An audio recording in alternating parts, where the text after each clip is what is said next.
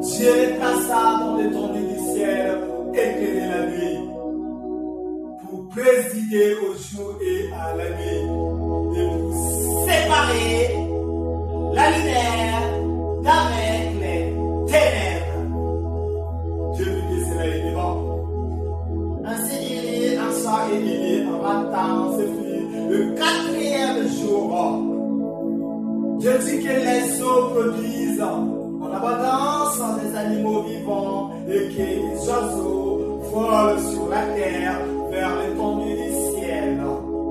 Dieu créa les grands poissons et tous les animaux vivants qui se paient et que les eaux produisirent en abondance selon leur espèce. Il créa aussi tout oiseau et selon son espèce. Dieu vit que cela était bon.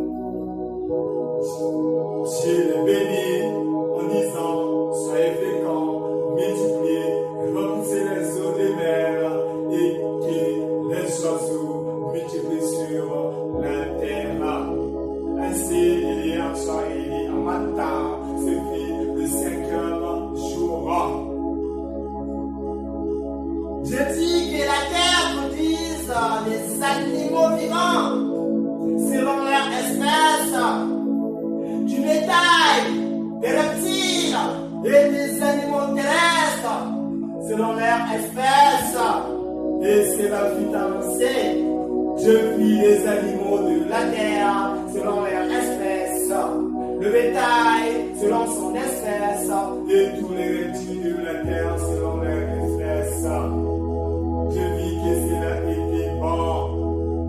Puis Dieu dit, faisons l'homme à notre image, selon notre ressemblance, et qu'il domine sur les poissons de la mer, sur les oiseaux du ciel, sur le bétail, sur toute la terre et sur tous les reptiles qui rampent sur la terre.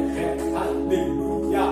Faisons l'homme à notre image, sur notre ressemblance, qu'il domine sur des animaux de la terre, sur les reptiles et sur tout le bétail des animaux.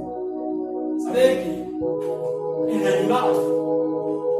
qu'un animal, c'est celui qui se laisse entraîner par des animaux. Quand tu te laisses entraîner par un animal, tu deviens un animal. Mais l'homme qui est créé par l'image de Dieu, à la ressemblance de Dieu, le